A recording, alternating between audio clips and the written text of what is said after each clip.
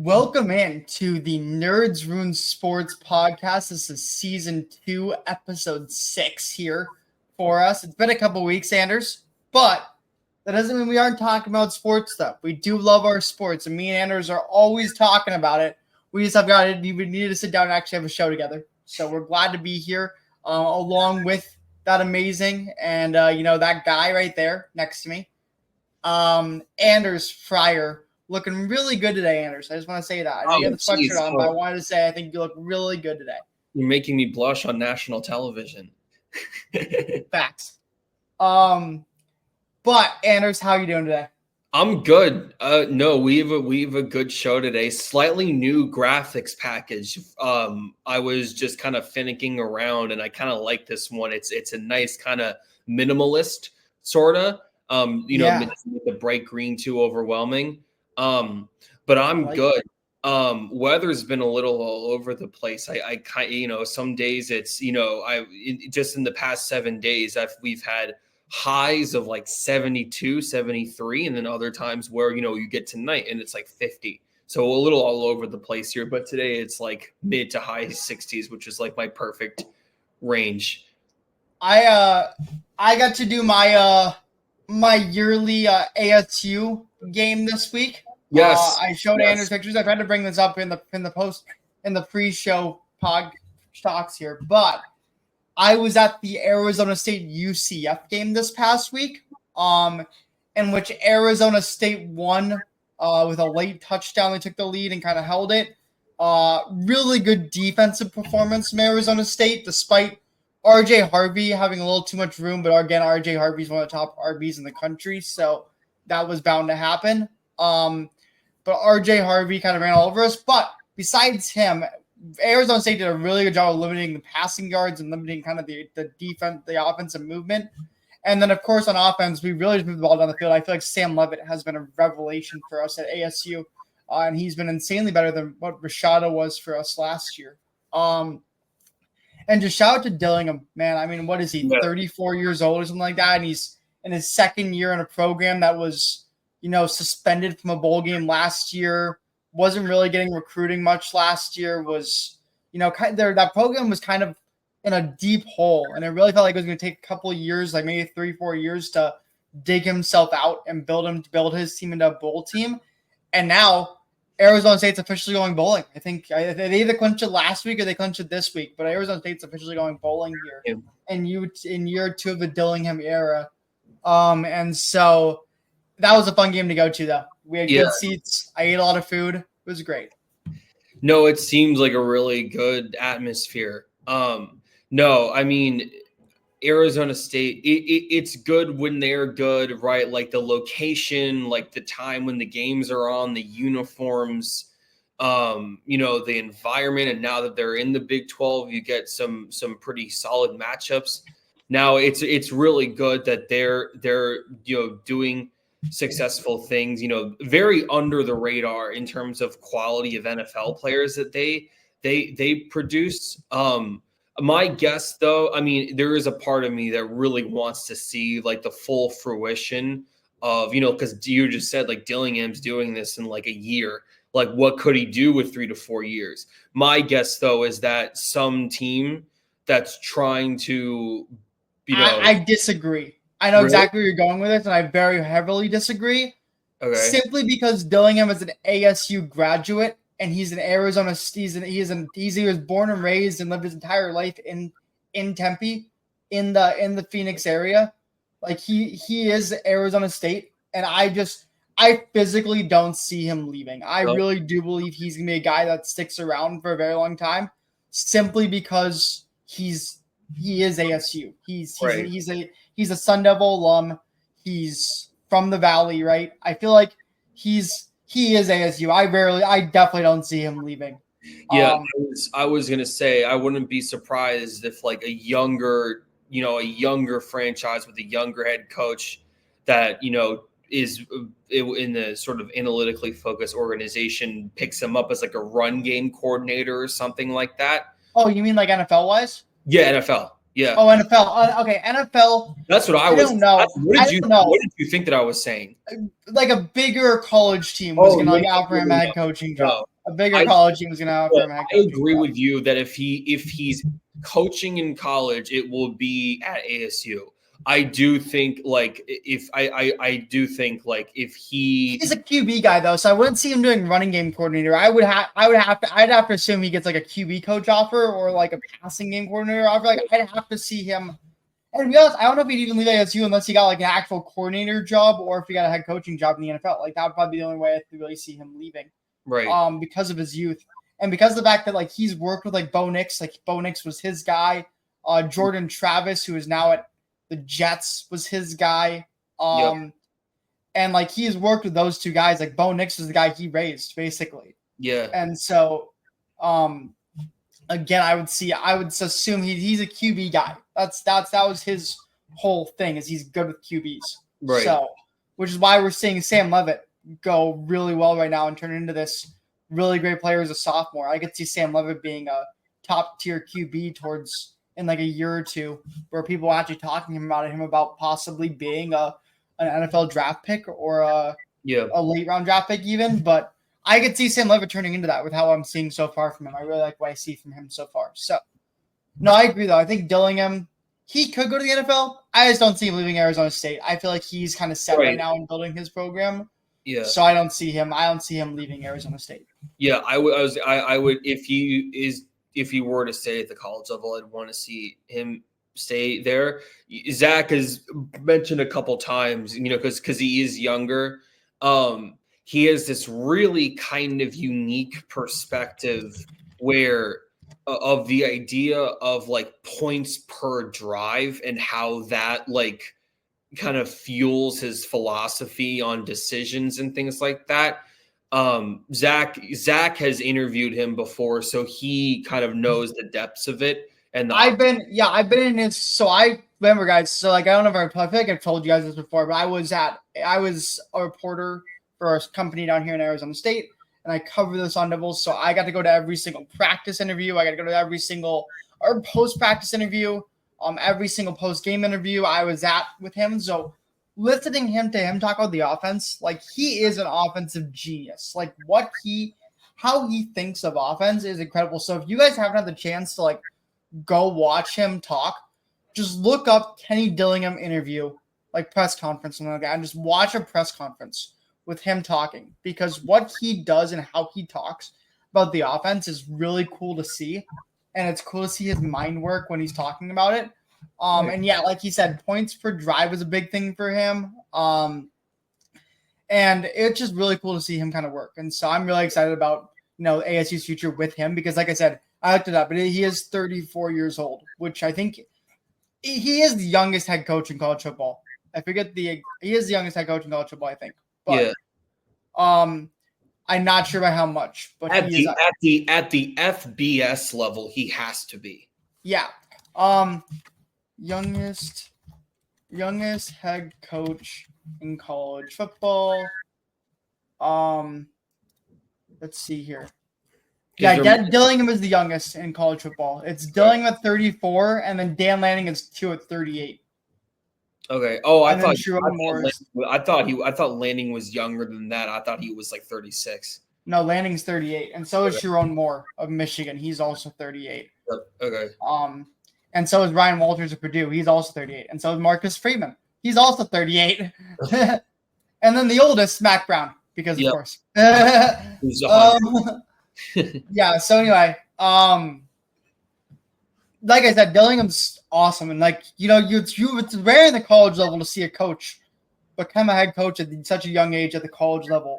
In the NFL, you see a little more because of the Sean McVay stuff in the NFL. You see that a little bit more of people becoming head coaches younger, but at the college level, it's kind of unheard of, right? At that level to become a coach that young. But with that being said, let's actually get into this.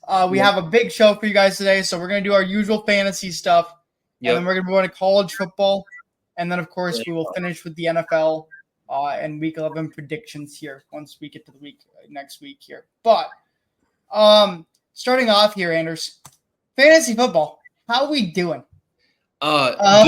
This is a really good week to talk about my team because I'm in that kind of ideal romantic fantasy situation where, it's Monday night and your opponent has all of their players kind of done and finished, and you need a certain number of points from a couple guys. So there we go. This is a perfect week for a dramatic finish. So I'm excited for tonight's game. Anders, you were officially down 28 points here going into Monday night, and you have Matt Stafford and Cooper Kupp because Dak Prescott is no longer your QB. Yep.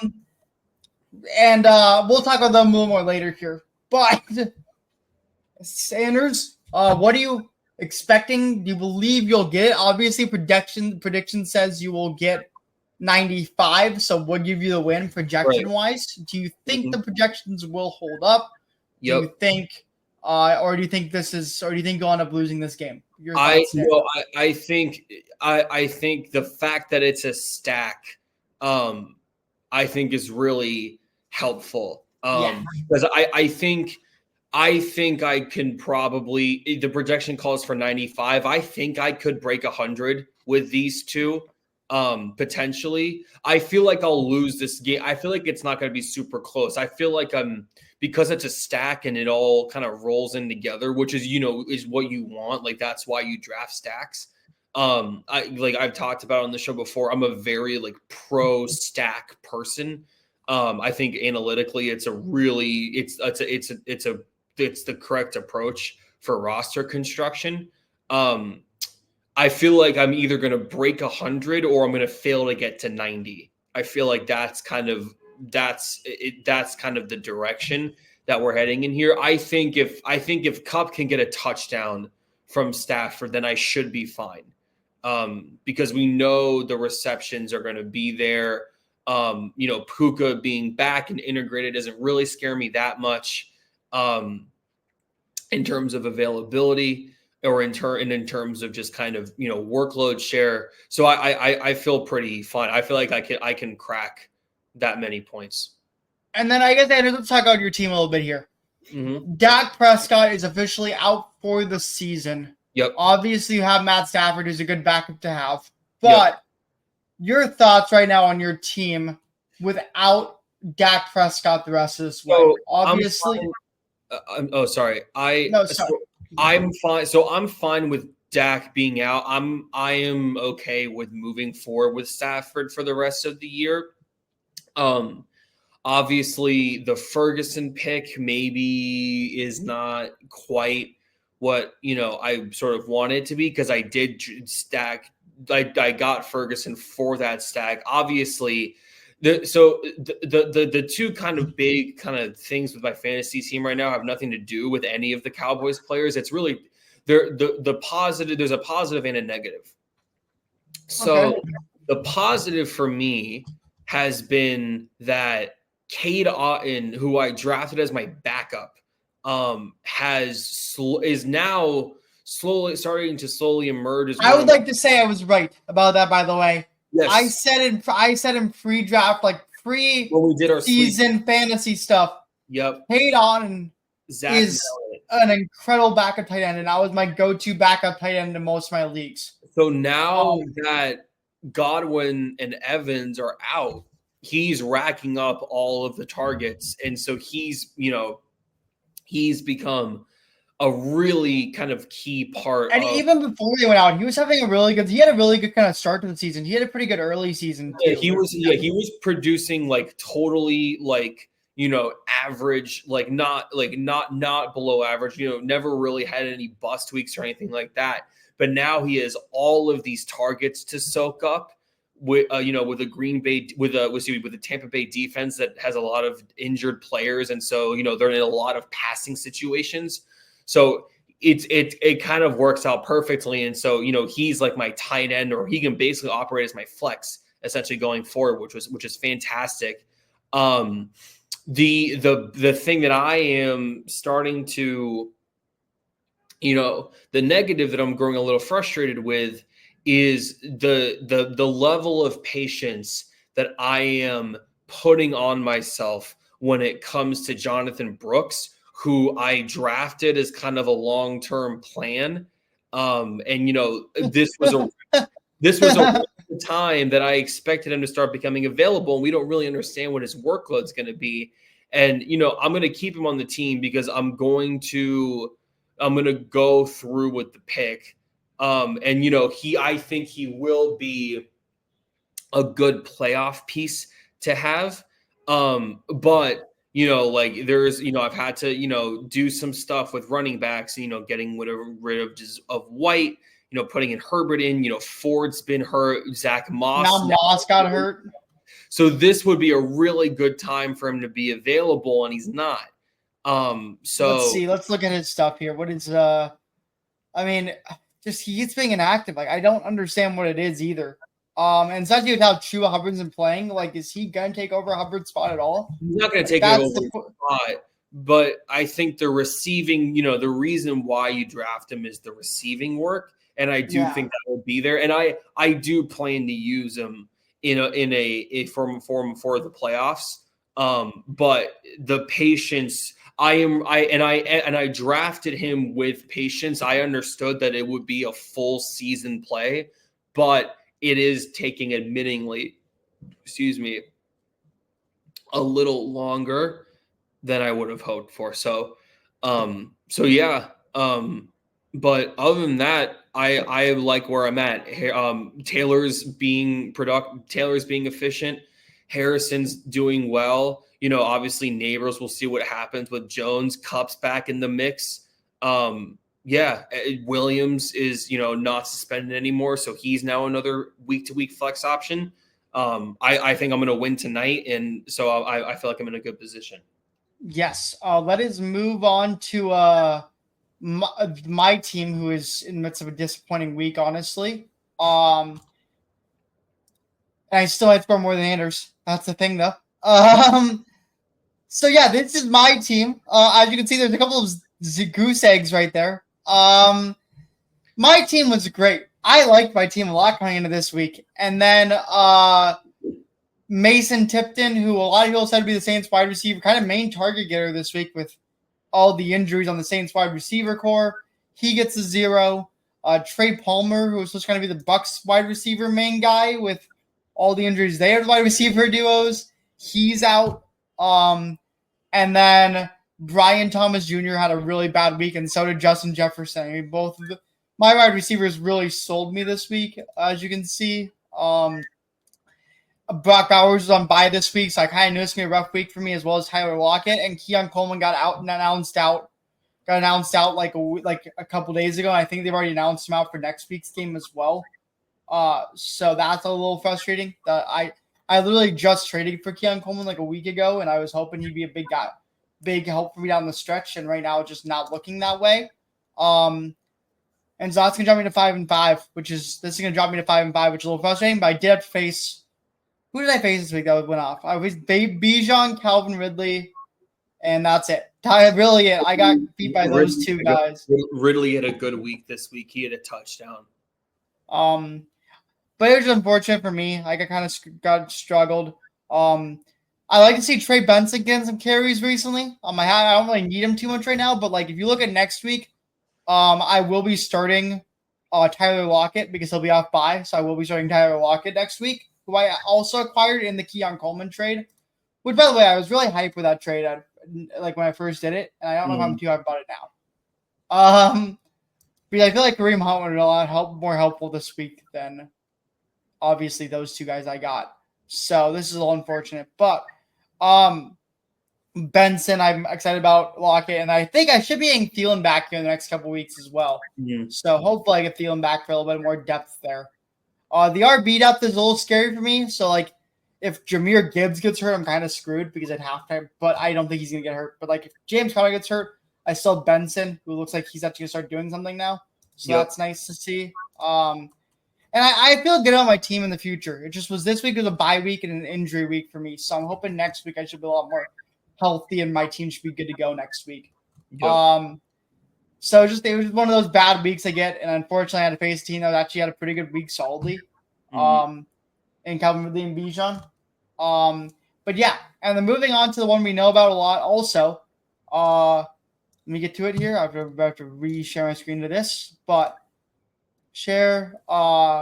It is the Bread is Obese auction draft. I unfortunately am going to lose this week as well in this league.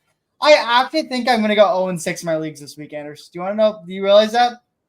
I think I'm not kidding. I think I'm going to go 0-6 in my leagues this week, or 0. Like I'm losing the top 3 there for sure. You can see it. And I'm losing 2 more down below that, and I'm going to lose both my ESPN leagues this week as well. So it's a little frustrating that I'm going to lose these weeks. But this is a bye week for me, so a lot of players on bye. It also helped that Saquon had a bad week. DJ Moore had a bad week. And then my 2 flex guys, Roma Dunze and Brian Thomas, had bad weeks. But, I mean, I should have started Wandale. And then, obviously, I chose Pitts over TJ Hawkinson. I don't know if I'll be making that mistake again. I probably will start starting TJ Hawkinson now for good. But I wanted to give TJ Hawkinson another week of to see what he can do on the field before I put him in. But next week, I'll probably put TJ Hawkinson in. And to be honest, there's a chance I go Kyle Pitts and flex. There is a chance I just put Kyle Pitts in the flex in this one, because he hasn't a guaranteed 10, so I could probably replace Pitts with Rodunze, and then I have to decide if I'm going to start DJ Moore or Wandale next week, or I kind of want to see if Demarcus Robinson has a good weekend to this week. If Demarcus Robinson plays well tonight, I'm curious to see if I might put him in as well. I have options, though, in this league. That's what's nice. I do have options in this league. I am 5-4, so I'm going to drop to 5-5 again in this league as well. But I have options in this league. Yep. And right now, trading Jamar Chase for DJ Moore and Brian Thomas has not really worked out in my favor as well as I was hoping it would. But I needed depth when I did that trade. So that's our fantasy, Anders. But we have one more fantasy thing we want to bring up. Yes. In another league that we did not show, let me stop sharing the screen here. In another league that we did not show, me and Anders, there was a trade that happened. And immediately, the group chat of that league started going off. Specifically, one person who was very not happy that trade went through and felt like it was an unfair trade, such a scam, and convinced, and I looked at it and I agreed with him that I think it was a scam, but he convinced me, himself, and then multiple other people in our league to veto that trade, and that trade was vetoed. It did not go through. So I'm going to tell you guys that trade now. So the one person got Marvin Harrison Jr. and Dalton Schultz, and the other team got Jared Goff. Which I truly did believe was a scam and was not a fair trade at all. But it brings up the question, do vetoes belong in fantasy, and should they be allowed? Because both sides did agree on this trade. Right. It did go through. But because of the rest of the league realizing how bad of a trade it was, it got turned down and got sent back. So, Anders, I'm going to ask you first. Your thoughts on the veto in fantasy, and kind of where you would feel like it belongs. So, okay. So, communication to me is the most important thing. So, sometimes you're in a fantasy league where there's a spectrum of not buy-in, but like us necessarily, but it's just a spectrum of like fantasy knowledge and fantasy kind of aptitude. And, the people that are not high as that, will usually acknowledge that. So I think communicating that at the start of your league before games are played is important, because I do think that vetoes are important when someone like you or me, who's very invested in fantasy and has a lot of really strong understandings of, the nuances of fantasy and things like that, try to take advantage of people that aren't. And try to use non-fantasy language and just regular football language to sort of take advantage of someone's inexperience in fantasy. So for that part of it, I think vetoes are appropriate. I do think that if two people are on the same level of like fantasy understanding, and they, especially if they're both high in fantasy understanding, and there is a mutual consent to the trade that's thought out, then I don't think that it's the right thing. I feel like if both parties if there's consent between both parties, then I think it should be fine. I think into my understanding, the two people that, and maybe I'm wrong, Zach, you correct me if I am, but the two people that were making this trade knew what they were doing and have known what they've been doing throughout the year. So now, that was what it was too. It was like both Dan and we'll say names, Dan and Nick, knew. It was not Nick. It was Dan and Joe knew what they were doing, going into the trade. What Dan needed was a QB, and so Dan knew he needed a QB, and Joe needed wide receivers, badly. And Dan did not like Marvin Harrison Jr.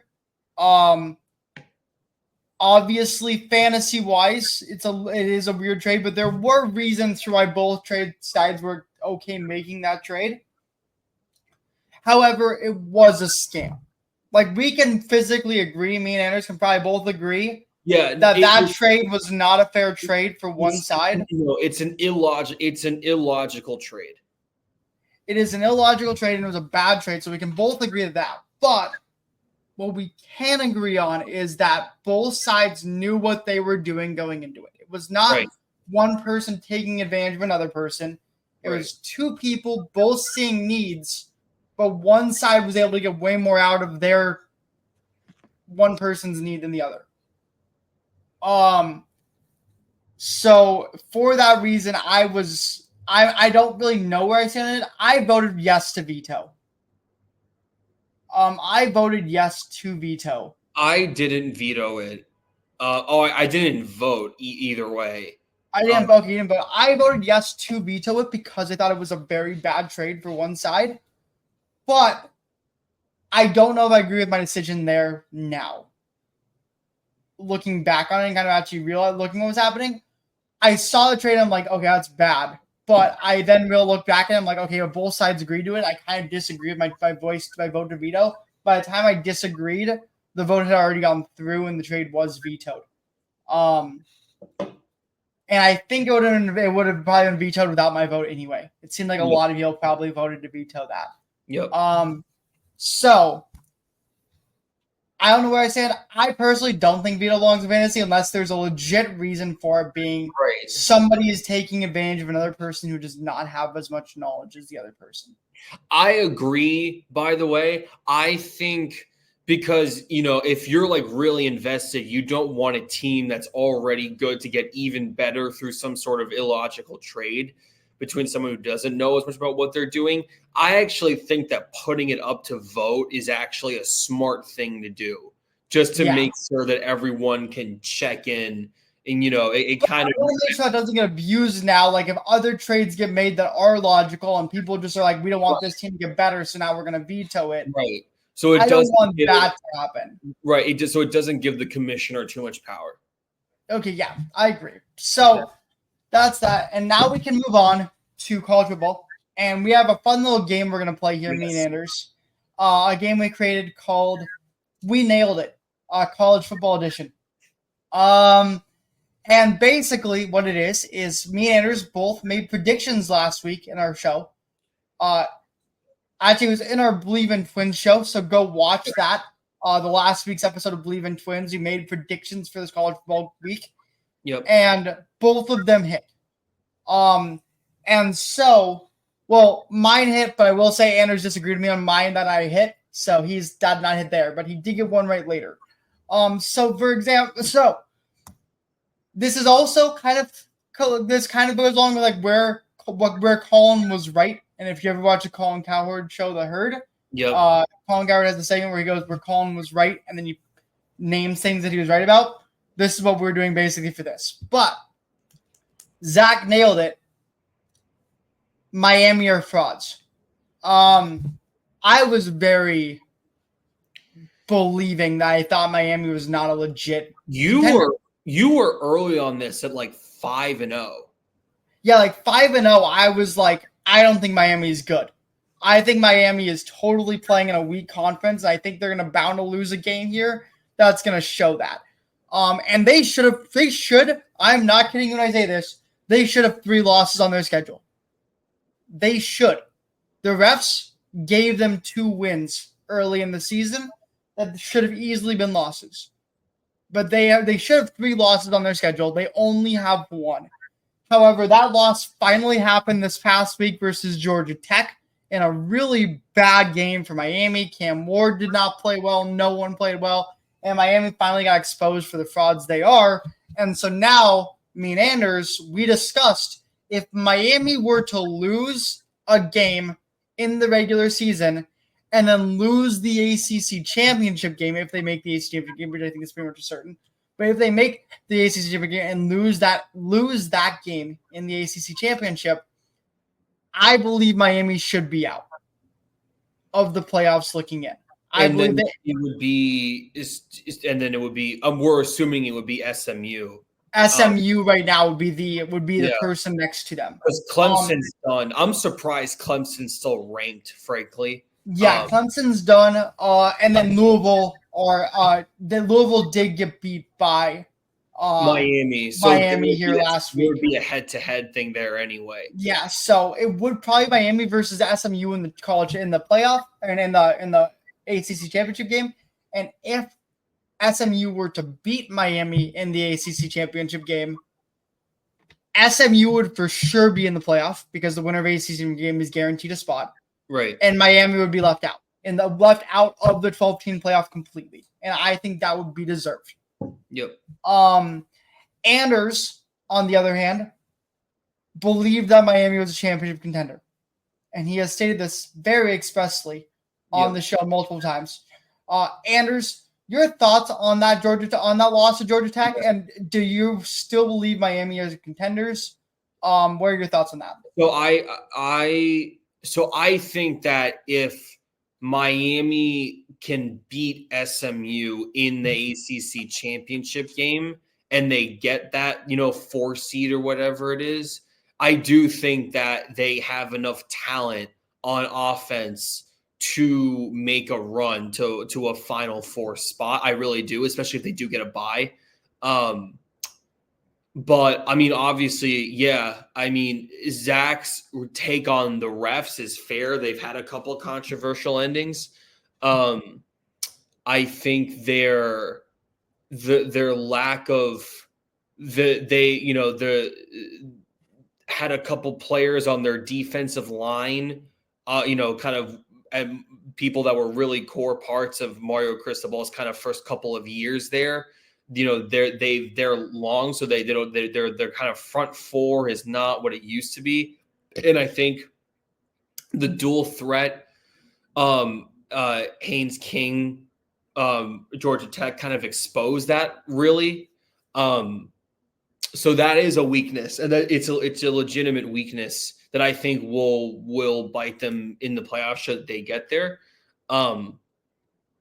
I still think that they're talented enough, and I still think Cam Ward is dynamic enough to where they are capable of a run in a way that I think some of those other fringe teams aren't.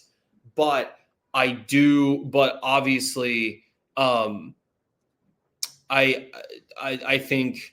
But a lot of, I think, Zach's points about the team were like very early on. It's like, okay, like the record's there, but like, I don't know, like, it kind of depends. I think I think it sucks because like, I mean, we'll have to see what happens between them, assuming it is them and SMU. I really like SMU. They were my pick to win the ACC at the start of the year. Obviously, when Miami started doing what they were doing, I kind of tossed that take in the trash. And I still kind of do because I do think Miami will win the ACC and go to the playoffs. But I know, I mean, Zac was on it really early, and yeah, this was a bad spot for sure. Mm-hmm. I agree. And then we get to the next one, which is Anders nailed it. Do you want to take this over, Anders?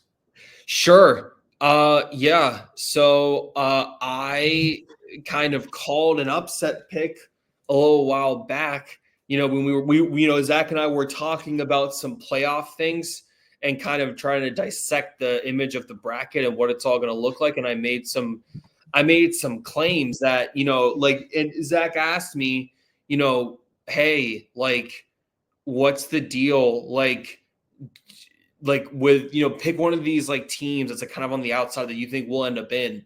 And right after they lost to LSU, I said, I don't think that Ole Miss is entirely out yet. I said it isn't completely dead. And I said, like, if they beat Georgia, which I think they can, like, then they're going to be right back in it. And to me, I don't really think that there was all this, nonsense, not a nonsense. It was pretty appropriate stuff about Lane Kiffin's lack of success in high leverage spots against top SEC opponents. But like, if you really look at it, to me, the one clear advantage that Georgia had entering this game was the offensive line. But to me, I thought they had the better quarterback, the Ole Miss better quarterback, better running backs, better wide receiver depth, better defensive ends, better secondary players. It kind of just makes, I think, coaching wise, it's they're close enough to where you can kind of make it a wash a little bit. Probably advantage is smart. I don't want to be facetious there, but like it's not like I didn't expect it to look like that. I didn't expect it to be an 18-point victory, but it's not the world's most surprising thing that it happened. And now Georgia's playoff hopes are kind of, on life support a little bit. I mean, if they lose to Tennessee, they're done for sure. That's true. But it's really difficult because now Georgia's a 2-loss team, right? And Georgia's a 2-loss team, Alabama's a 2-loss team, LSU's a 2-loss team, Mississippi's a 2-loss team, A&M's a 2-loss team.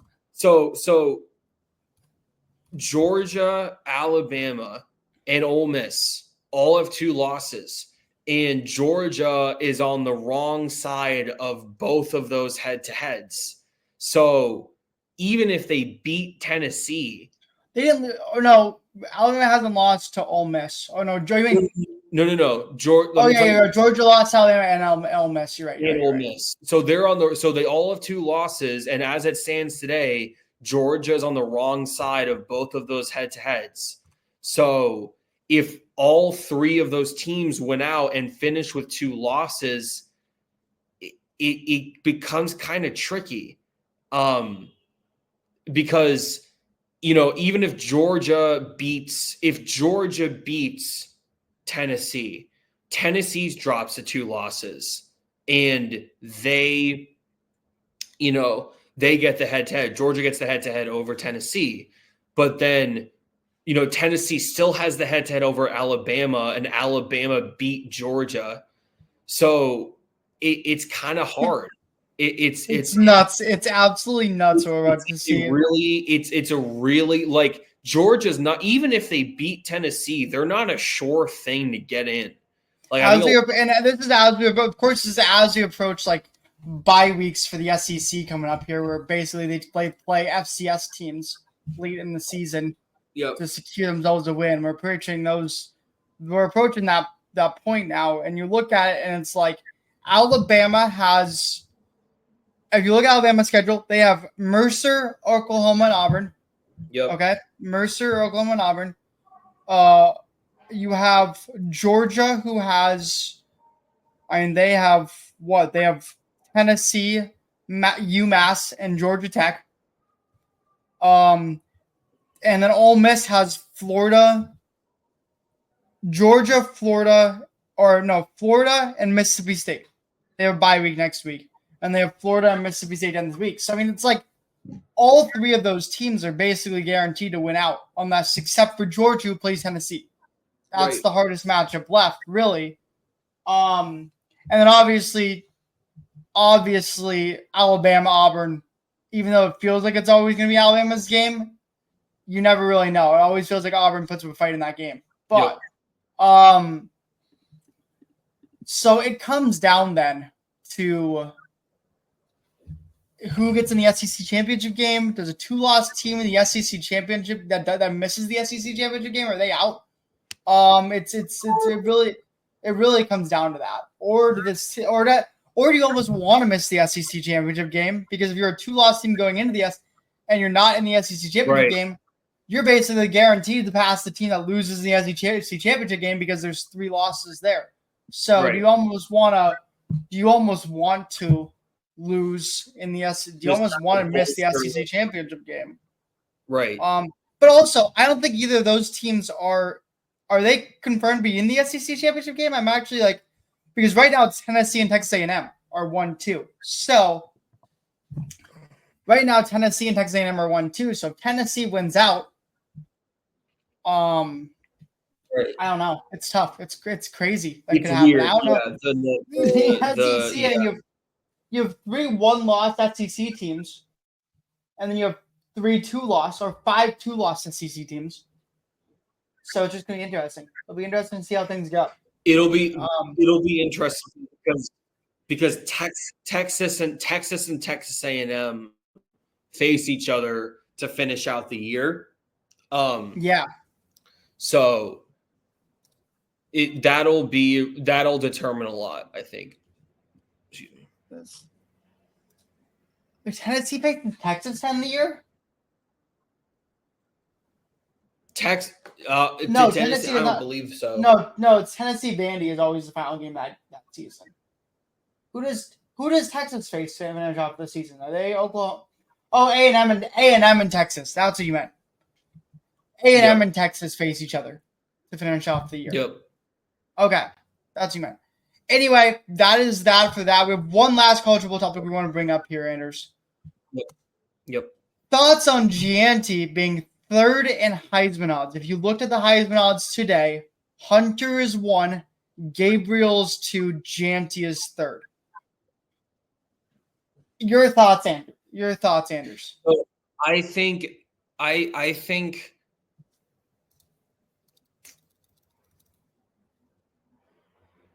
Hunter is going to be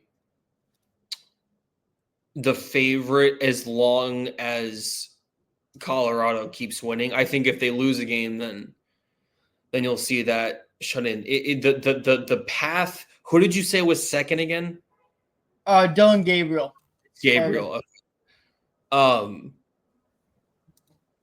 It's hard, right? So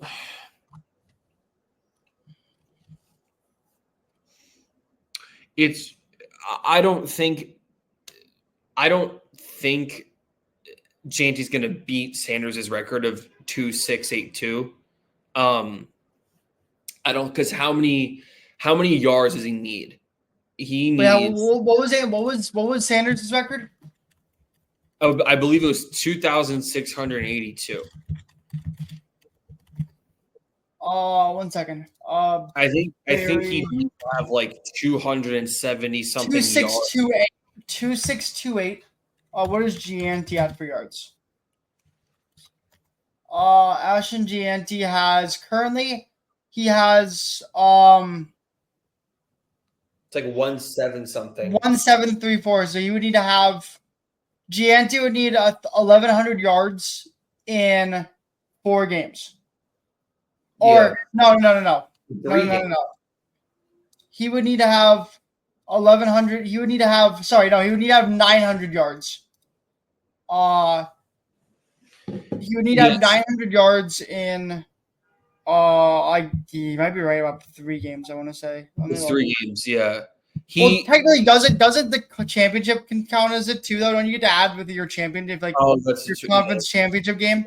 That's Am I right about that? Maybe. Yeah, that's a good point. Because he has 3 games up: San Jose, Wyoming, Oregon State are the final 3 games he has. San Jose, Wyoming, Oregon State. If he because for a while, like it was like when he had that insane start and then start to rear off, people were like, okay, if he can get to 2,000, then he'll probably be good. I don't. But also, to be fair, Barry Sanders had 2,628 yards in 11 games. Right. I think Gianti has played more than 11 games, but 4, This year? 5, 6, 7, 9. Oh no, Gianti will play 13 games this year, 12 or 13 games this year. Yep. Depending on the championship game. Yep. So basically, you're basically saying Right. Gianti's gonna have maybe more yards but in less games. If he can get to, because Derrick Henry, when he won the Heisman, had like 23 something. I think if he can break Henry's record for when he won the Heisman in 2015, then I think you can start to make a real case. But I think just the it sucks because he's a running back. The standard for him to get to where he needs to get to break it is so high. Like for Gabriel, like quarterbacks, those metrics are pretty consistent. And then obviously Hunter's case is very abstract because of the dual athlete component to it. For Gianti, it's essentially either you break these records or you don't qualify. So I think it sucks because I think he should be the favorite right now. I personally think he should be the favorite, and I think he should win it. And it sucks that you might not give it to him just because the Dion effect. I'm gonna be honest, that's what it is, right? I mean, if Travis Hunter wasn't in Colorado, would he be getting a Heisman look? Probably. Like Sanders isn't getting any looks. Would he be the favorite though? Would Travis Hunter be the favorite though for Heisman if he wasn't in Colorado? I don't think so. And he had the media attention? No. That's the thing. I think if Colorado loses one more game, then Travis, then the case is going to be hard, or he'll probably be a finalist. I still think the finalists. I think the three of the 4 are definitely Hunter, Gabriel, and Gianti, and then the last spot, depending on how things shake out for the rest of the year, will go to either Ward or Milroe. Yeah, no, I agree. So, but that'll depend, obviously. Like, maybe if Alabama has another upset, it all depends. But I think those top 3 are pretty set. I need to look up what Henry's numbers were from when he won the Heisman. I think if he can surpass that, then his case becomes really strong because he's not beating Sanders' record. No. Let's move on to NFL, Zach. I have some. Yeah, let's move on here. So he had 1986 and 23 rushing touchdowns. Derrick Henry did. Okay. Derrick Henry 1986 and 23, and we've already said Gianti's at 1734. So basically, he would need to have over 200 yards next game, and he'd pass Derrick Henry, and he's already tied Derrick Henry for touchdowns. With 3 games to go as well. Let's move on to the NFL here. So what we're doing here, guys, is we are moving on to the NFL. Me and Anders have each put in 3 takeaways. For 3 takeaways. For week 10, obviously we aren't done yet. We have a game to go tonight, but we put in our 3 takeaways from week 10. And I am going to do one thing here quick, which is I'm gonna just organize this so it's like I'm gonna do one thing really quickly, and then okay. So the first takeaway here is It's gonna be a Vikings takeaway because I'm a Vikings fan. I've talked about it before. Anders will also have a Jets takeaway here as well. The Vikings takeaway is Sam Darnold's flaws are on display. Are starting to be on display.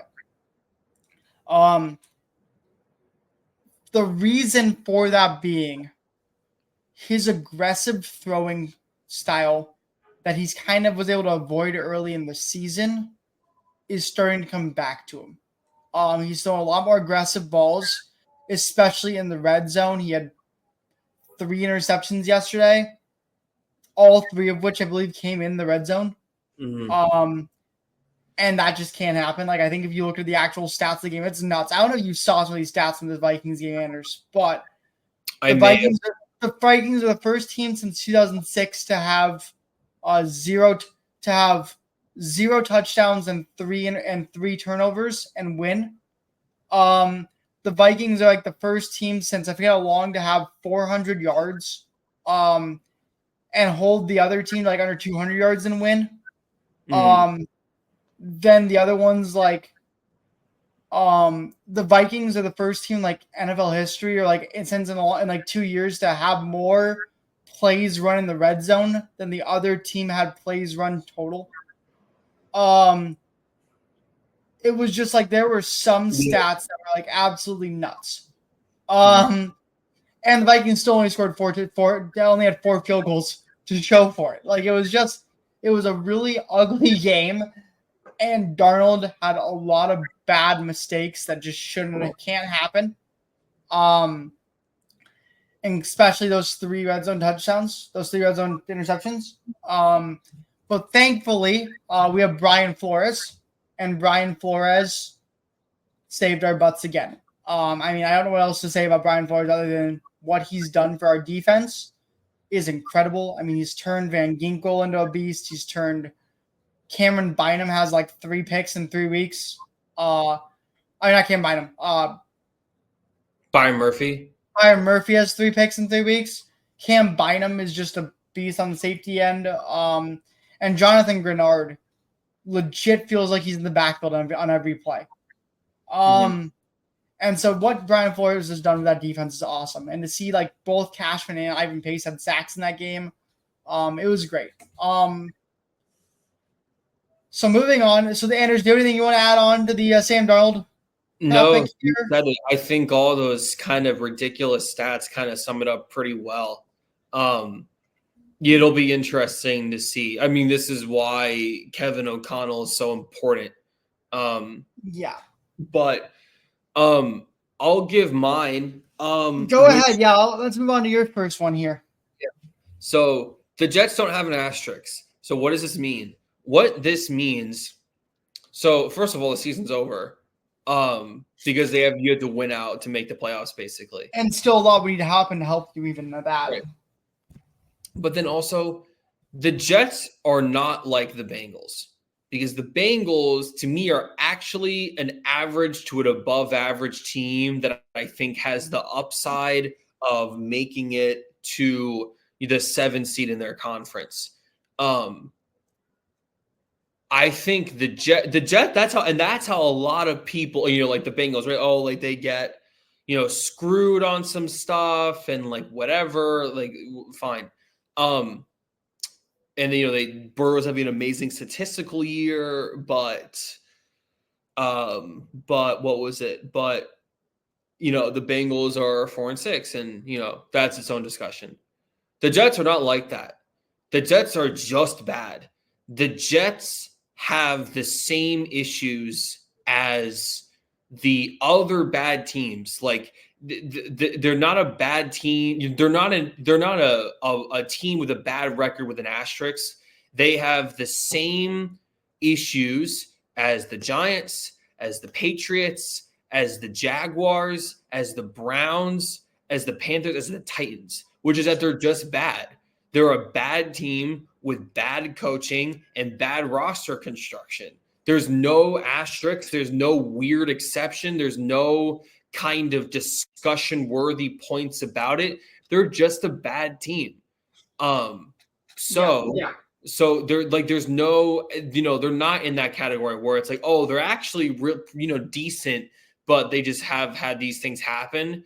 They're not the Bengals. Like there is no difference between the Jets and the Saints. We never see the Saints get talked about on daytime television because they're not as interesting.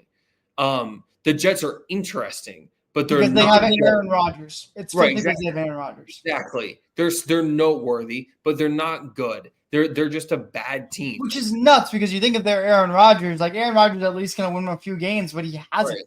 And in fact, he's looked like he's the main problem. Yes, he does. He does. He looks like he's the main problem. And it's like, it's just unfortunate because it's like, obviously Aaron Rodgers is incredibly talented. And who knows what would have happened with this Jets team had Aaron Rodgers not gotten hurt game 1 of last season on the first drive. Like, had Aaron Rodgers not gotten hurt first game of last drive, how different do you think this Jets team would look? And I think the answer is very different. Yeah. Because I think Aaron Rodgers, I don't want to blame the Achilles injury, but I think before the Achilles injury, I would have said that he would have been great with the Jets last year. There's some blanks to fill, obviously, that we can't, which it kind of makes it, which in a weird way makes it more frustrating, but in a weird way provides some kind of calmingness to it. But at the same time, no, like the Jets, despite having the same record as the Titans and the Patriots and the Saints and the Browns and the Jaguars and the Giants, are, despite having the same record as those teams, they're discussed in a different light. And they're not. They're the same. They're the exact same as all those teams. So that's my takeaway: is that they're no longer asterisk worthy in the same way that the Bengals are or that the Dolphins are. They're just bad team. They're just a bad team. So Jets, Anders, I will ask: did you get up to watch the Giants-Panthers game in London? I mean, I'm up at that time usually anyway, but I turned it on to watch. You did? Okay. See, I did not. I was not gonna get up and watch that game. No offense to either of those teams. Actually, yes, major offense to all those teams. But that game. I feel bad that London had to watch that game.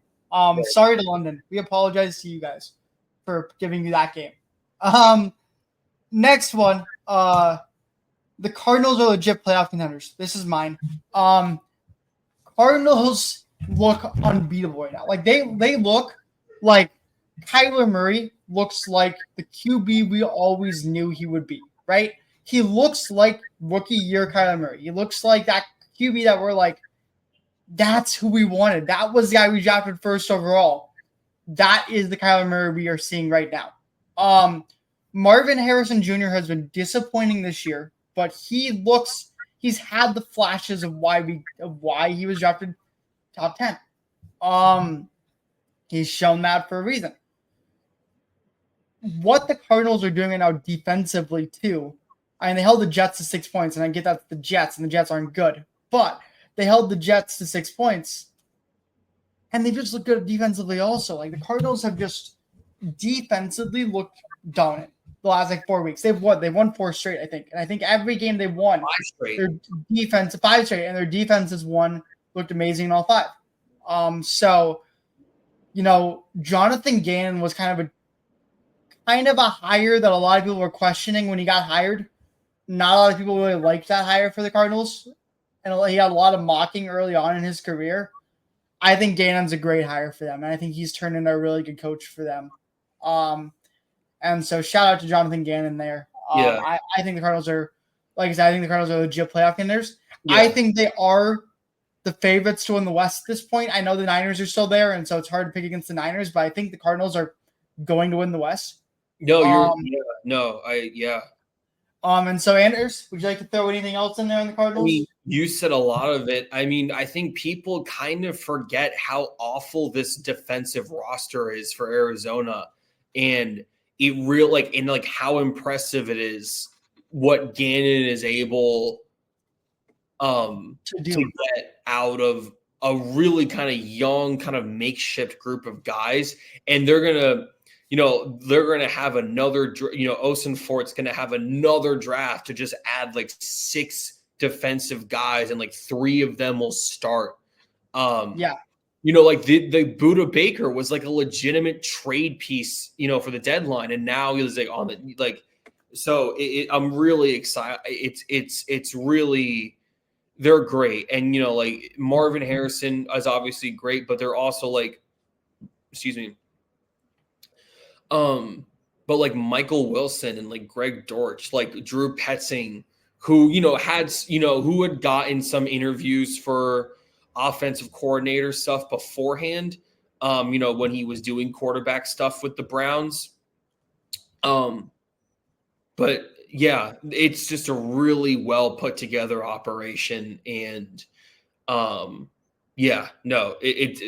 what they have on that defensive roster, they're playing lights out. It's really impressive. That's all. I agree. Anders, this is your next one. Yep. What are we saying? So what we're saying is that the Cowboys season is done. Yes. 100%. Which is nuts to say. It's nuts to say. I don't think that they can string together a playoff comeback at this point. And so to me, Lance makes the most sense to start for a couple of reasons. Number one is that he's not good.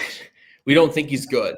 And so actually, I'll start with the other reason. The first real reason is that you want to see what you have with him, just for the sake of, you can put on some good tape. Maybe he is good. Maybe he's better than we all think he is. And you get him some really good tape, and then you can trade him for assets because another team might want him, right? Because Cooper Rush is kind of just who he is. But that's like the first reason. But then also, if he's bad, then that means that he's just bad, and the Cowboys lose games, and they get a great pick, and they get to recoup for next year, and they get to draft Gianti, which, if they were 12-5 again, they wouldn't be able to unless they traded up. Which, after paying Dak and all the money he's going to be getting, you want as many cheap players as possible. You want as many picks as possible. So right now, I feel like the offseason would be a bust if they don't get Gianti. Mm-hmm. Like, to me, you would be an immediate like F in offseason grades if they didn't get Gianti. Right. And that might be a crazy thing to say, but like how I feel like. There's no more quintessentially perfect exchange than the Dallas Cowboys drafting Ashton Gianti. But it's a smart thing to do, I think. And so I would just start Lance, because if he's good, that means you get to win games and be competitive, and then trade him for more than what you got for him. Or what you used to get him. And if he's bad, that means you get a great pick and you get Gianti. So at what point do we discuss? I'll talk about this later. Actually, no, man, we're not going to talk about this yet. I have a question now I'm going to ask later on. But later. And again, like a few things here. We have a couple more to go through, and then I have one last topic, and now we want to discuss a few things I want to talk about. Yep. One is this. Russell Wilson is so back. With a period at the end. With the period at the end, and there's all those O's, and you have to say all those O's. Like, it's so back. What he's doing is nuts. And everyone, including myself, thought the Steelers were dumb for benching Fields and starting Russ. Because it felt like Fields was right in the prime of his game. He was honestly legitimately getting MVP talks. Like, Fields was legitimately getting like MVP talks early in the season when the Steelers were like 3-0 to start the season, or 4-0. Like, Fields was a reason for that, and a lot of people were like, Fields should get MVP looks. And then they bench him out of the blue. They start Russ and have looked better, have like just as good, if not better, with Russ starting. And Russ has been a big reason for that, being that he looks like prime Russ. He looks like prime Russ, and he's getting George Pickens the ball, which is how the Steelers win games. You get George Pickens the ball, and you're in good shape. George Pickens is that talented of a player that if you can just get him the ball, good things will happen. And what the Steelers have not done in years past when they had Kenny Pickett was get George Pickens the ball enough. And so they're finally trying to get the ball to George Pickens. He's turning into the player we thought he would turn into. I'm very upset because I had a chance to trade for Pickens earlier in the year in my fantasy league. I decided not to. I decided to go for Keon Coleman instead, and I'm very upset about it. No, I would say Russell Wilson is so back. Anders, your thoughts? I was one of the people. I mean, I raised my hand earlier. I was one of the people that it didn't really seem very Tomlin-esque to make that kind of switch. I thought Fields was playing fine. I thought that he was doing everything that he could need to do to keep his job. He wasn't turning the ball over at a crazy rate. They were winning games. He was using his legs enough. Quick little break here. We got breaking news. It's happened 40 minutes ago. So while we were on this podcast, we can still talk about it. The Cowboys, Mike McCarthy has announced that Cooper Rush will be the starting QB going forward. Okay. So my last point is obsolete, but it's stupid. Yes. Okay, continue on. So no, I thought the change was weird because I thought that like Wilson like wouldn't make a significant difference, and you had to relearn chemistry and stuff like that in terms of live bullets on the actual field in the game. But I mean, I would know I was totally wrong. He looks much more dynamic. Everything seems really simple, and yeah, like Arthur Smith has just kind of figured it out. In terms of, because I think this is a roster that for Smith, this is a roster that is kind of more geared, in terms of strengths and weaknesses, more kind of geared to his scheme. Because I like Arthur Smith as an offensive play designer and offensive play caller. But no, I was wrong. Like, Zach nailed this. I thought I was stupid. I thought Fields was playing just fine, but no, Zach nailed it. Yeah, no, I agree. And Anders, your last take here, which are Chargers feel very sustainable. This was another one that I was wrong on. I didn't think that all the Jim Harbaugh stuff. I mean, I knew it was a good hire. I didn't know how much sense it made. Like, I feel like if you're going to be paying Justin Herbert and I was starting to get some Justin Herbert fatigue at the start of the year. I kind of thought that a lot of the Justin Herbert as a top 10 quarterback kind of discourse was sort of based on like baseless things about how tall he is and what his GPA at Oregon was and like whatever. And like, like the sort of substance for him in the tier that we talk about had to me be based in more than just he throws a nice ball and is 6'6". So, and I didn't, and the Jim Harbaugh scheme is not super dependent on elite quarterback traits.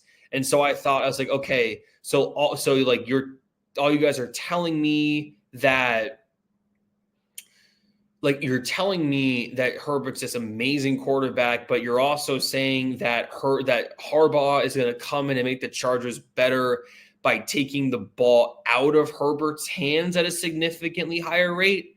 So I didn't think it made a bunch of sense, but like I can see it now. Like, just when they do throw, it looks so much easier, and guys are so open and just operating in speed and space. I was dead wrong. Like, I thought schematically, it just in terms of the fit, in terms of marriage of the quarterback and the scheme, it just didn't make a ton of sense. Yeah, like they look and I also thought, like you're handing all of these like really expensive, high profile, big name defensive players to a first time NFL coordinator and Jesse Minter. I don't know how that's going to work. But it's all been executed great. I know it was the Titans, but they're, they're putting up like high numbers. Like, they scored 28 points. I thought this would be a team where you win games like 17-14 and 21-27, but they're putting up like 28 points. So and I will say, I feel like Justin Herbert has done a good job in making what use of what he's had. I feel like Quentin Johnston's had a pretty good year, like pretty average, like not great, but like pretty good year. Big step up, big step up, big step up for Quentin Johnston. I feel like obviously J.K. Dobbins, when he's been healthy, has been incredible for them on the run game. And honestly, when Josh Palmer's there, I feel like Josh Palmer's done a solid job in the Cardinals area. I'm missing one wide receiver. I'm just not thinking of right now. What? Who? Ladd McConkey. Oh, that's who it is. Ladd. My boy Ladd. Yeah. I didn't, and that's the other thing is I didn't, just regardless of wherever he went, I didn't love Ladd McConkey at Georgia. Like I thought so. Like that all kind of added it to it as well. But he's been used great, especially in the red zone. I agree. But I'm really hyped with that. I'm really hyped with this team. I'm really hyped with. I agree. I feel like the Chargers are turning around. I feel like Herbert's looking good. Like, is it going to be enough to get into the playoffs? That AFC is kind of nuts right now. Is it going to be good enough to get into the playoffs? Probably, but we'll see how the season ends here for them. And finally, here, last topic. That this is going to turn into a whole coaching topic, specifically a coaching hot seat topic, but I kind of want to discuss it anyway. Mm-hmm. Matt Eberflus / Shane Waldron, Mike McCarthy, and Doug Peterson are all guaranteed gone. And I am saying this after a lot of – I know Mike McCarthy, so let's talk about each one here. Matt Eberflus, first of all, has been atrocious this year. And most of that was hiring Shane Waldron as the OC. That was his decision, right? That's the head coach's decision, is hiring Shane Waldron as an OC. And that was a disastrous move. It completely is ruining Caleb Williams right now. Caleb Williams is probably third in my QB rankings right now in the top 20 in the 2024 class. I'd probably move Bo Nix above Caleb Williams right now to this point in their careers. I'd probably have Bo Nix at 2 above Caleb Williams. He was sacked 9 times by a Patriots team that had 9 total sacks coming into the game. That is right. You heard me right. What are we doing, Shane Waldron? And the Matt Eberflus just deserves to get fired. I said he should have been gone last year, and no one agreed with me. And I was like, Matt Eberflus should be gone last year, and no one agreed with me. I said, and now he's still here, and I'm like, see, Matt Eberflus should be gone, 100%. Mike McCarthy, we saw him how bad he was with Dak healthy. I do not want the Dallas Cowboys to use Mike McCarthy, Dak being hurt, as an excuse for Mike McCarthy staying longer. We saw how bad Mike McCarthy has been the last 2 years, and then we saw how bad he was the first half of the season with Dak healthy. Mike McCarthy should be gone. And I said this for a year and a half. Mike Zimmer also. Shout out to Mike Zimmer. Actually, not shout out to Mike Zimmer. Actually, shout out to the most sarcastic way I could say that. Shout out to Mike Zimmer. You should also. Mike Zimmer won't make it the whole year. No, Mike Zimmer will be gone soon. And also, Mike Zimmer should never get a coaching job again. I don't understand what they were thinking bringing him back. Yes. I wanted to go back into Mike McCarthy later, but let's talk about Doug Peterson, sure. How Doug Peterson still has a job right now is beyond me. The fact that the Jaguars have not fired Doug Peterson yet is a shock to me. And so if they're waiting for the season end, I guess good on them, right? Make sure you'll use it a full season. You can fire him on Black Monday. But Doug Peterson should be gone by now. This is nuts that he's still here. Going back to the quick Cowboys thing. At what point, and I can't believe I'm about to say this in my life, at what point are we discussing Deion Sanders as the next Cowboys head coach? At what point do we start discussing it? Because there is a legit chance. I don't think we need to really think about it, but there's a legit chance it happens. I will not watch television for a week. God, don't bring it up again. Unless it actually happens, we're not. Okay, listen. So here are my thoughts. So Mike Zimmer will be gone before the year. So You use and Zach and I kind of dissected this a little bit before the show, but I'll go through it here. So you use the word guaranteed here in all caps. So to me, there are two names in this list that I think are guaranteed gone, which are Shane Waldron and Doug Peterson. I think they are both guaranteed gone in the way that you're describing. So for the other two, I am curious to see for Mike McCarthy what the rest of the season looks like. I think he's going with Rush, which we obviously got the news for that. I think he's going with Rush because he's trying to get his job back again. Like, he's a free agent after this year, but he wouldn't be. But yeah, gone is, I think, the right word here, because he wouldn't be fired. He just wouldn't be invited back. So the Dak getting injured stuff, that's really hard to see. I need to actually see what it looks like. Because if every game going forward looks like that Eagles game, then I do think there's a chance. Versus if they can find a way to claw themselves to like 7-10, then it's a little different. So I put it at like 90%. And then the other one, I think, I think is Eberflus, because I would also put him as 90%. It's kind of difficult because Waldron's easy to get rid of. It's hard because Caleb's not on Eberflus's side of the ball, and the defense on the whole, especially at home, has been pretty good. Obviously, this was a big exception. Maybe the Patriots are just turning into something different. We're not really sure. But, again, like you were saying, there was a real case for him to be on last year, and they gave him another chance. And I think that, if they can be alive for the playoffs in week 17, which I still think is not entirely out of the question because of their strength of schedule, then maybe it looks a little bit different. I think if they miss the playoffs, Waldron's gone. And I actually think there's a chance that Waldron even doesn't make it the whole year regardless of their record. I think he's he's one more single digit performance away from being let go. But how was he not gone today? That's the real question. If we got sacked 9 times versus a Patriots defense that is very bad, and you only got 3 points out of an offense that still has DJ Moore, it is very clear also to me, and this is also Eberflus's fault. It is very clear to me that Eberflus has lost the locker room. Yes. And if you don't believe that, you aren't watching football.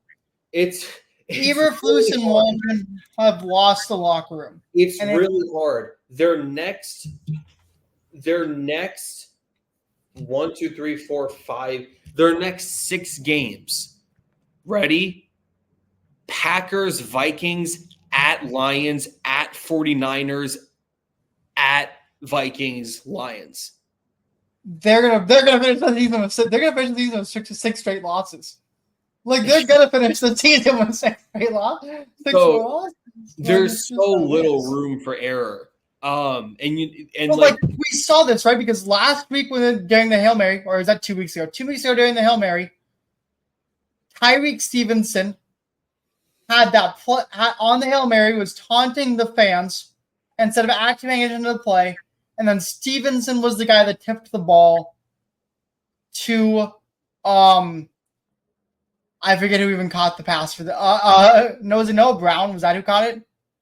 Who got the Hail Mary? Yes, Noah Brown, right? Yeah. So, tipped the ball to Noah Brown. Then DJ Moore last week. Did you see that play with DJ Moore where he walked off the field mid-play? Yep. That doesn't happen in normal team situations. That just doesn't happen. It's very clear that Eberflus and Waldron have lost that locker room. And you can't keep guys that have just fully lost the locker room. I really do feel like it's Flus's fault, and I feel like it's Waldron's fault. So that is my opinion with that. And so I personally think that's that. And so we're going to stick with coaches here, Anders. That's all we'll talk about that. I was hoping to get more into the Deion Sanders thing, but Anders obviously does not want to talk about that.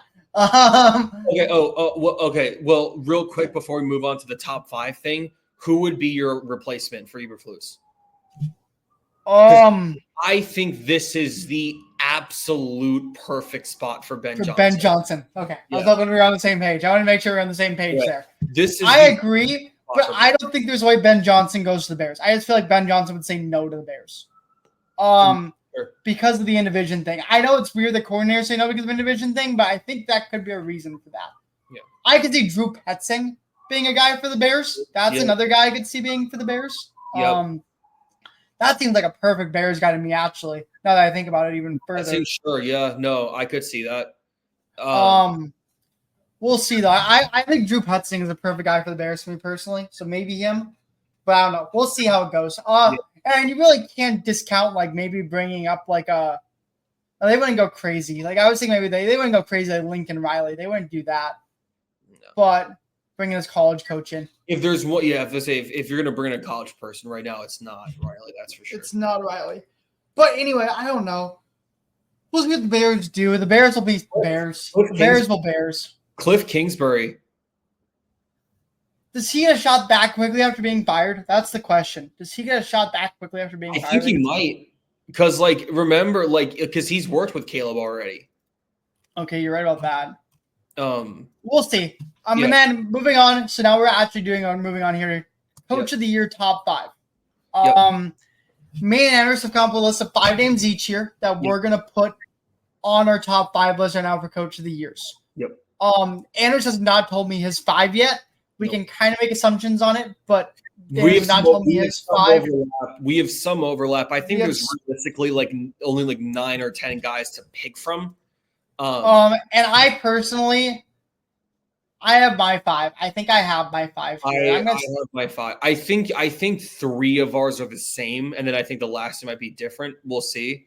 Okay, so I definitely have 3. So this is not in order. This is not okay. Yeah, let's hear your non-order.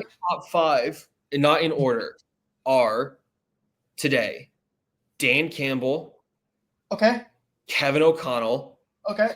Dan Quinn. Okay. Jonathan Gannon. Okay. And Matt LaFleur. Okay. Gannon and LaFleur are interesting. Okay, that's not my top 5 at all. Here are mine. My 1 is, so I have Kevin O'Connell for sure, and I'm not being biased there. I think he is a top 2 candidate right now. I think he might be the favorite right now to do it. Dan Quinn is a no-brainer to me. Yep. Campbell. I was actually considering possibly leaving Campbell off now, but I'll put Campbell on in my 5. I'll leave Reed off. I was gonna put Campbell in my 5. I'll put 5. So Reed's my 6. I want to point that out now. My 2 other guys. Oh God, I have like 7 guys that I like. Jonathan Gannon is not on there for me. Okay. But I like Jonathan Gannon a lot. And then another guy that's on there for me is Jim Harbaugh. I think Jim Harbaugh I like a lot. I like him a lot. Oh, sure. I didn't even think about Coach of the Year. But Dan Quinn, Kevin O'Connell, who else I go? Hey, Dan Campbell. To me, Mike Tomlin. I'm putting Mike Tomlin on there because of what he's done with the Steelers and how he's turning out of rust. Now you got like 8 guys here. And I'm putting for sure my 5 or in my top 5, Sean Payton. Okay, so just to make sure that I got to where we're at, so you have Kevin O'Connell, Dan Quinn, Dan Campbell, Sean Payton, and Mike Tomlin. Not Jim Harbaugh. Jim Harbaugh is not on there. No, and neither is Reed. Neither is Reed or neither is Gannon. Those are my 3 that I'm leaving off. Okay, so you and I have 3 overlap. We both have Campbell, we both have Quinn, and we both have O'Connell. But the 2 different ones are you have Tomlin and Payton. Yep. And I have Gannon and LaFleur. And the fact that LaFleur's up there is nuts to me. Really? The Packers haven't had that great. Like the Packers haven't like Jordan Love's regressed this year for sure. No, that's fair. Like Jordan Love's regressed. The Packers offense hasn't looked that great. Like they've looked good, but they've not looked as good. I don't think the Packers are. I don't think LaFleur is a top. Because here's the thing: LaFleur is always going to be LaFleur, and so I think the fact that his history is like he's always good is kind of gonna. I don't really know I'd put him there. And the fact that he's a 50, like I don't know. But I do think that I think, and I don't think he's had like the same stress. Like if you're a good coach and you have an insane QB, but your team's been under a lot of pressure and there's a lot of issues and stuff, and you're still good, then you should be considered. That's why I think Andy Reid's up there, is because yes, he has Mahomes. He's always good, but his team has had so much duress this season that I would put Andy Reid up there. LaFleur's had like no duress at all with the Packers. Like Love was hurt for 2 weeks, and yes, he did look good with Willis. Like that was a great move by him. Right, that's a part of it for me. But besides those 2 weeks, like he doesn't look any different than they looked last year. They look very similar to what they did last year. Sure. No, that's if I had to take him off and replace him with someone else, my 6 would probably be Harbaugh. Okay. Jim Harbaugh. Yeah, no, obviously. I'm not gonna think. No, I agree. But I Bleav in LaFleur. I do think that the Willis weeks were indicative of his aptitude as a coach. So okay, that's fair. So that's my 5. But then again, like I mean, if you're looking at it right now, and again, he is already on the list. But like O'Connell's done that with Sam Darnold for 9 weeks now, right? I mean, for like 9, and that like O'Connell's done that, and Darnold was considered a guy like that. I mean, it's just like, right. I mean, so it's like, I will say right now, my favorite is probably between Dan Quinn or Kevin O'Connell. It's between those two coaches. I agree. For me right now, and I'd probably, and as much as it hurts to say it, I'd probably go lean Dan Quinn because of how quickly he's turned this team around and how quickly Jaden Daniels has turned into a franchise guy. Yeah. O'Connell's had a few rough weeks here now where like Darnold maybe hasn't looked as good. And I'm thinking that that's what has had Dan Quinn kind of pass him. What is your hesitancy? Because we had just talked a lot of really positive stuff about him earlier in the show. What is your hesitancy with putting Gannon on there? The early season for me, it was like how like kind of rough he started the season. Sure. I think for me it's also record. Like they are like no, don't be wrong. Like 5 wins in a row. By the end of the season, I think Gannon could jump up there. Especially if the Chiefs lose a couple of games, especially if the Lions maybe lose a couple of games in there. Like I would say I think Gannon probably jumps up the list by now. But to be honest with you, I was kind of leaning Peyton and leaning LaFleur. I don't know. I didn't say I was for sure leaning Peyton because of what he's done with Bo Nix. For me, was a very obvious reason for choosing Peyton. I think what Bo Nix has looked like early on, and how good the Broncos have looked, and they nearly beat the Chiefs. They should have beat the Chiefs. They should. Again, that was a nuts game. But I would say that's the reason for that. It's just the early start of the year for me. No, that's fair. That's totally fair. I don't know. It just. But I like Gannon a lot. Don't get me wrong. I love Gannon. But there are like 8 guys that I would consider right now top 5. I'm trying to get myself in the top 5. I think Gannon wins it if the Cardinals win the West. That's tough. That's tough for me to say that. Because like if the Vikings finish like 12-4 with Darnold. 12-5.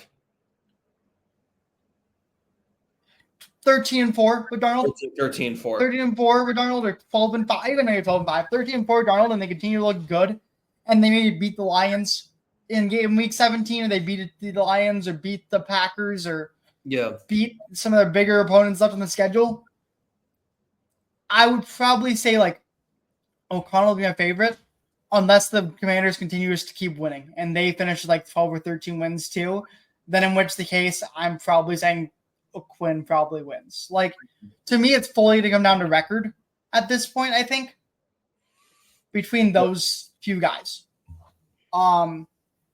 so it's gonna come down to record for me. I think at this point, I think at some point Reid will fall off like they're my head coaching ballot, and like Campbell probably ballot because again, like you're thinking like Campbell's great, but Campbell has also done this before, right? Like he won Coach of the Year last year, and yes, his team is. Ryan's won it. Oh, you're right. D'Amico Ryan's won it last year. Yeah, which I disagree with. I think Campbell should have won it last year. I agree. I think Campbell should have won it. Yeah. But I think the Lions to me are. I think Campbell probably wouldn't win it this year because I don't think the Lions, unless they continue to go, unless they finish like 16-1, and then in that case, Campbell has a case, right? If the Lions finish 16-1, Campbell has a case for it. Yeah, no, of course. Because, I mean, you're looking at a team that is better than it was last year, and it was really good last year. I think it's going to come on the record at this point. I'm just going to let the record happen. I can't even really say much more about it. And then finally, Andrew's here. We'll do this quick because we're kind of flying. We got a lot of time here, but we'll do this quickly. Week 11 predictions. Week 11 predictions here. Just very quickly. All right. We'll just go very quick, Andrews. Y'all have a good time to pull up the sheet here for that. And then week 11 predictions. And then also, you want to make a prediction now, Anders, on your thoughts on how the game goes tonight between the Rams and the Dolphins. Who do you think wins that? Rams. Okay, I was also going to say Rams. Okay, we start off with a banger on Thursday night. Commanders at Philadelphia on Thursday night. An absolute incredible game. Anders, where are you leaning? Commanders. I'm going to also say Commanders. It's nuts that the Eagles are 7-2. Like, shout out to the Eagles for being 7-2. Like, that is a nuts thing. But, okay, Anders. Second game, Packers at Bears. Packers. Okay. Yeah. Packers for both of us. Okay. Jaguars at Lions. Oh, yikes. Detroit, please. Raiders at Dolphins. Dolphins. I'm going to probably lean Dolphins, too. Raiders at Dolphins? Wait, but they're – oh, yes. Sorry. Dolphins. Yep. Dolphins. Rams at Patriots. Rams. Yeah. Oh, I want Drake May to win so bad though. Yeah. I want Drake May to win so bad now. Personally. Browns at Saints. Wow, we are getting bottom feeder matchups right here. I'll go Saints. Okay, I'm gonna go Browns. Okay. I'm gonna take Browns. Ravens at Steelers. Oh my lord, that's a game. Jeez. Give me the Steelers. I think I'm also going to take the Steelers. I kind of like the Steelers there. Yeah. Vikings at Titans. I'll take the Vikings there. I'll take the Vikings there as well. Colts at Jets. Jets. Why not? Well, the Joe Flacco's going to start, so I'm taking Jets. They did announce that Joe Flacco would start, so I'm going to take Jets. Falcons at Broncos. Oh man, that's actually a solid game. Falcons. Give me the Broncos on that one. Seahawks at Niners. I'll take the Niners. I will take the Seahawks, actually. Okay. Chiefs at Bills. Game of the week. Bills. I really hope you're right, Anders. I'm taking the Chiefs, though. Until the Chiefs lose, I'm not picking against the Chiefs. So, I'm taking the Chiefs. I'm hoping you're right, though. Bengals at Chargers. Bengals. I'm going to... Oh, man. Great matchup. That is a great match. I'm going to take the Bengals, too. Is this Monday night? Is that the Monday night game? Sunday night. Okay. Monday night was supposed to be a game, but it's the battle for Texas. It's Houston at Dallas. Oh, God. So Houston for me. Houston, yeah. It's the battle for Texas, Houston, Dallas. And there we go. Those are our week 11 predictions, and that is the time. We made it to almost exactly a minute 30. So I'll close this out here, Anders, if that's good with you, unless you have anything else you want to bring up. Great to see you, Zach. Well, with that being said, with all these predictions and all this talk about sports, we are excited for next week. On behalf of my colleague, Anders Pryor, my name is Zac Tipton. We hope you enjoyed watching the Nerds Doing Sports. If you did, we ask that you like, subscribe, turn on post notifications, and then leave a comment also on your thoughts on some of these topics. A lot of these topics are open for discussion. So if you disagree with me on anything or disagree with Anders on anything, let me know. We are happy to we'd love to have some comments on our videos here. And then also go check out our other podcast that me and Anders do, Bleav in Twins. You can watch that on the Bleav Network. So go to Bleav Network, look up Bleav in Twins, and that's how you get to us, where we talk all about baseball, but we also do some discussions on other sports. And so like our predictions for Miami and our predictions for the Ole Miss game were in the most recent episode of Bleav in Twins. So go check that out on our site as well. And then, with that being said, please go check those out. Go check this show out some more. We have a lot more great podcasts before this if you want to go check them out. But with that being said, thank you so much for watching. And again, we hope you guys had a good time. We hope you enjoyed it. Thank you. And peace to all of you. See you guys. Enjoy your night.